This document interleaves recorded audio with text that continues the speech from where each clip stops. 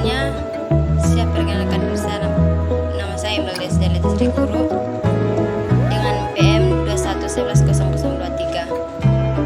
Sebelumnya kita panjatkan puji dan syukur atas kehadiran Tuhan Yang Maha Kuasa karena telah memberikan waktu untuk kita berkumpul dan menampilkan hasil yang akan kita tampilkan pada hari ini. Baiklah, pada hari ini saya akan menyampaikan materi saya tentang perencanaan dalam manajemen. Dalam ilmu manajemen menjelaskan tentang perencanaan dalam manajemen.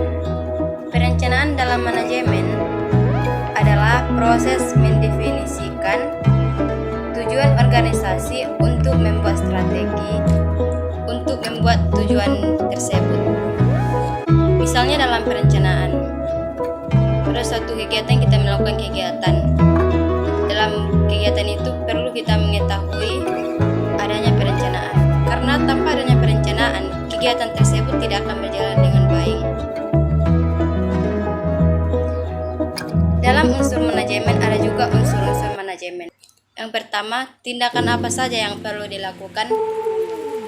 Yang kedua, apa tindakan itu dilakukan. Yang ketiga, di mana tindakan itu dilakukan. Yang keempat, siapa saja yang akan melakukan tindakan tersebut. Yang kelima, bagaimana cara melakukan tindakan tersebut dalam manajemen. Dalam perencanaan manajemen mempunyai jenis-jenis perencanaan. Yang pertama ada misi dan visi. Yang kedua ada tujuan. Yang keempat ada strategi. Seterusnya ada kebijakan yang harus dilakukan dalam perencanaan manajemen. Yang kelima adalah prosedur. Prosedur dilakukan dengan cara bagaimana kita melakukan kegiatan tersebut. Yang keenam, aturan. Tanpa aturan, pasti kita tidak akan melakukan kegiatan yang tidak baik. Oleh karena itu, peraturan sangatlah penting dalam melakukan perencanaan, supaya kegiatan itu berjalan dengan lancar dan tidak bertele-tele. Yang ketujuh ada program. Yang kedelapan ada anggaran.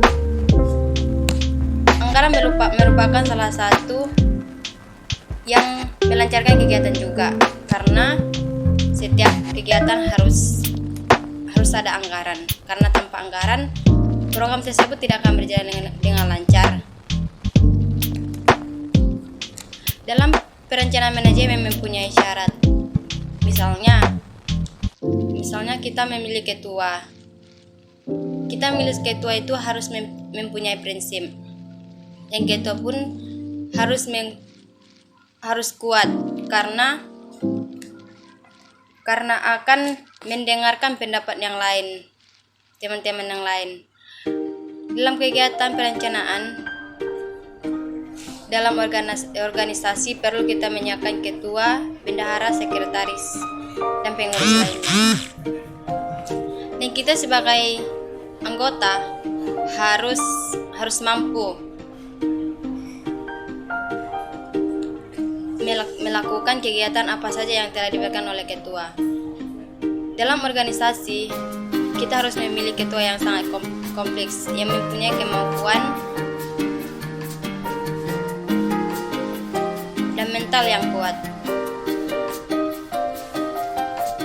Baiklah, kesimpulannya adalah setiap organisasi kita perlu melakukan perencanaan, baik dalam perencanaan reproduksi maupun perencanaan dalam keanggaran. Perencanaan adalah tahap yang paling penting dari suatu fungsi manajemen, terutama dalam menghadapi lingkungan eksternal yang dinamis. Manajemen adalah proses mendefinisikan tujuan organisasi, membuat strategi untuk mencapai suatu tujuan dalam manajemen. Terima kasih kepada ibu dan teman-teman karena telah memberikan kesempatan saya untuk menyampaikan materi pada hari ini. Jika ada kata-kata yang kurang jelas, saya minta maaf sebesar-besarnya. Sekian dan terima kasih.